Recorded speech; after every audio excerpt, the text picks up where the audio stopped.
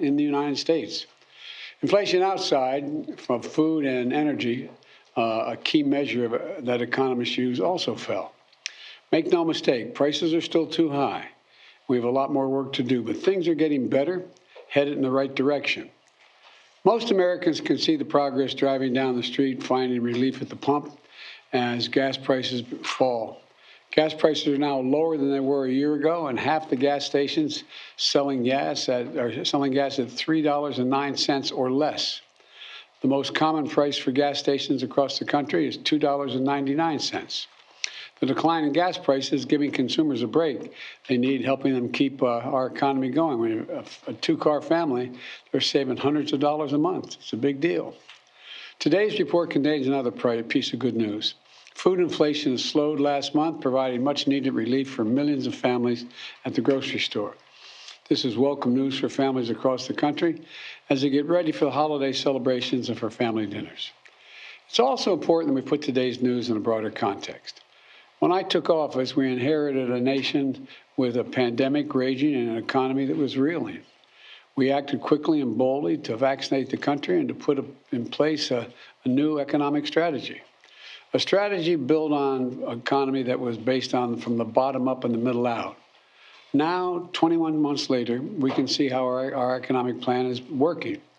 We've added every single month of my presidency, we've added jobs. A total of 10,500,000 new jobs. 750,000 of them are manufacturing jobs. Where is it written, as I've heard me say it before, and I apologize for repeating it, where is it written that America can't lead the world once again in manufacturing? And by the way, remember I talked at length about the need to continue to invest in research and development. Look what's going on from the Department of Energy and the nuclear front. There's a lot of good news on the horizon. The unemployment rate is down to 6.4% when I was sworn in, down from 6.4% when I was sworn in. It's now 3.7%, near a 50-year low. We've done all of this while lowering the federal deficit in the 2 years we've been in office, $1.7 trillion. Let me say that again, $1.7 trillion we've lowered the federal debt. No administration has ever cut the deficit that much. Now inflation is coming down as well. Prices of things like televisions and toys are going down. It's good news for the holiday season. Used car prices fell for the 5th month in a row. New car prices didn't go up this month. That savings is critical to so many families. It gives them just a little bit of breathing room for the holiday season. And all of this means that for the last several months, wages have gone up more than prices have gone up. Wages have gone up more than prices have gone up. I want to be clear. It's going to take time to get inflation back to normal levels as we make the transition to a more stable and steady growth. But we could see setbacks along the way as well. We shouldn't take anything for granted. But what is clear is that my economic plan is working and we're just getting started. My goal is simple: get price increases under control without choking off economic growth. Bring inflation down while keeping our labor market resilient. Build an economy from the bottom up and the middle out, an economy with good jobs, good wages, and for the long run, not a boom or bust economy. Because of my plan, we're beginning to see historic investments that are leading companies to invest hundreds of billions of dollars. Let me say that again, hundreds of billions of dollars to build semiconductor factories and other advanced manufacturing right here in America. It's going to create tens of thousands of good-paying jobs in the years ahead. And by the way, a significant number of these jobs are expected to be jobs that pay an average of $125,000 a year. Many don't require a college degree, so things are looking up. So what's next? Because of my plan, we're taking powerful actions to lower prescription drug costs and health insurance premiums and energy bills.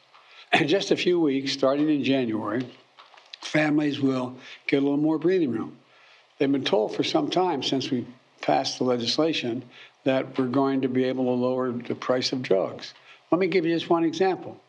Coming January 1, seniors with diabetes on Medicare are going to pay no more than $35 a month for a prescription of insulin. Up to now, they've been paying as much as $400 a month. That's a genuine savings for seniors.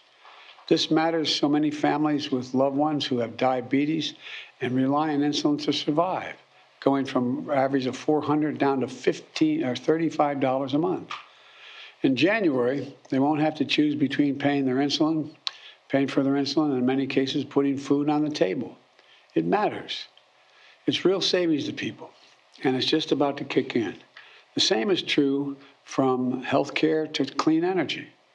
By taking action, we're making real progress in strengthening and stabilizing our economy, giving Americans across the country some breathing room in the process.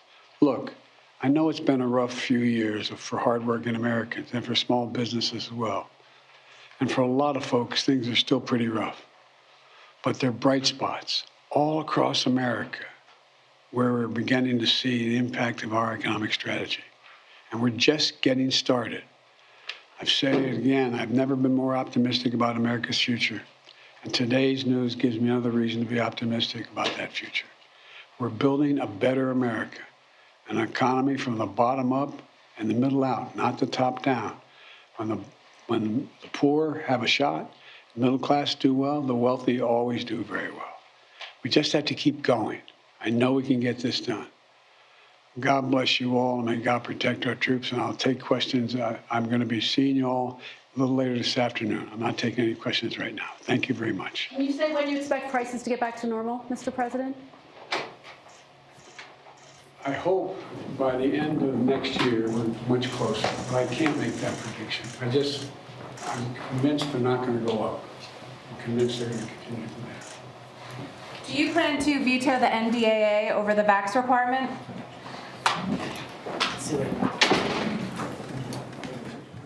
All right, President Biden there delivering the news that we've been reporting all morning long. Stronger than expected inflation numbers, inflation coming down in the United States. You heard the president there talk about the plans that he hopes will continue to bring inflation levels down in this country. At the end, you heard a reporter ask if prices were going to continue to go down. The president can't predict it, of course, but he says that he hopes that by the end of next year, which is what economists are saying, too.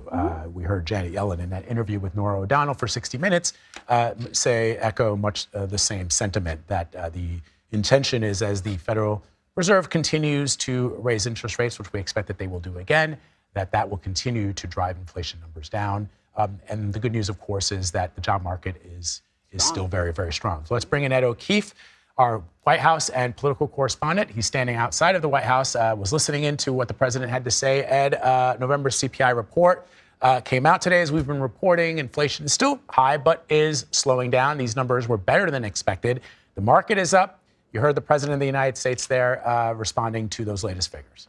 Yeah, this is good news for this White House, which, of course, has made inflation one of its top domestic priorities this year, certainly its top economic priority. And as he said, over 5 months now, the prices have been easing off. They are still high, especially for food, if you look at the latest figures, but coming down 0.2 percentage points below what economists had predicted. When you take out gas, for example, it goes down to about a 6% overall increase, which was still lower than what economists had predicted. So signs that things are starting to ease off. And a day before, the Federal Reserve, which of course the president has no control over, is expected to raise interest rates yet again to help ease those prices even more. You heard him also say, as you mentioned, Vlad, hoping that by the end of next year, the pain of all this is gone, the economic pain, mirroring what the Treasury Secretary Janet Yellen had said as well. But make no mistake, amid a month now, or at least the last 3 or 4 weeks of good news, they can add this encouraging sign that, again, still causes great pain and uncertainty, especially around the holidays for many Americans.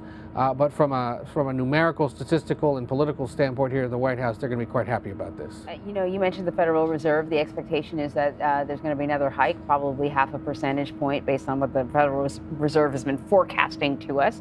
But, you know, with each hike, there always comes the question of whether or not the Fed is going a little too far, whether or not we're going to dip into a recession. I wonder if you've heard any of those concerns coming out of the White House. Oh, they're of course concerned, but again, this is one of those agencies and entities that they have no control over. It's in the hands of the central bankers.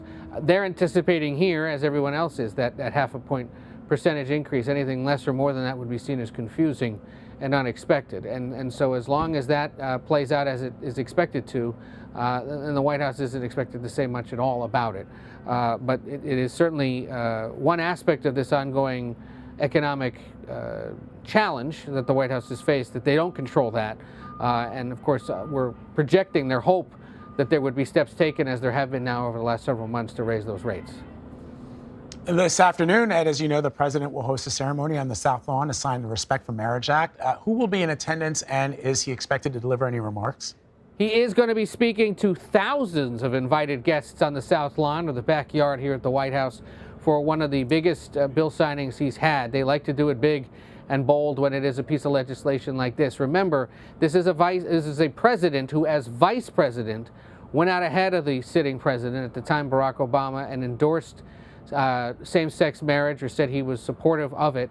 This legislation is in essence designed to serve as a safety valve in the event that the Supreme Court were to ever strike down the court cases that, for now at least, provide federal protections for same-sex and interracial marriages.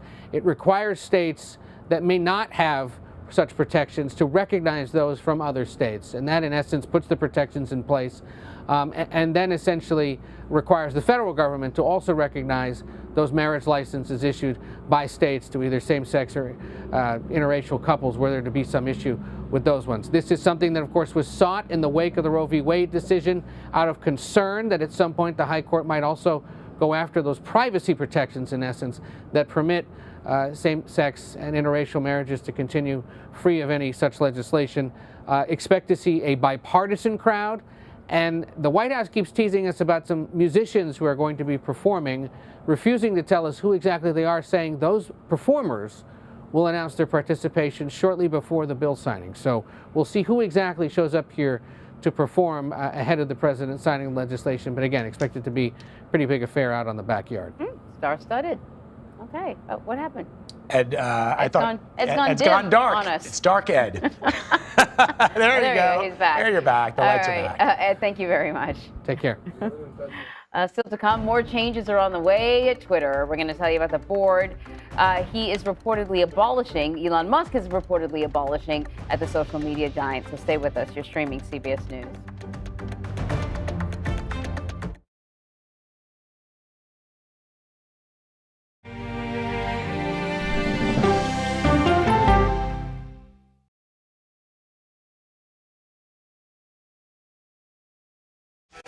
An original CBS Reports documentary.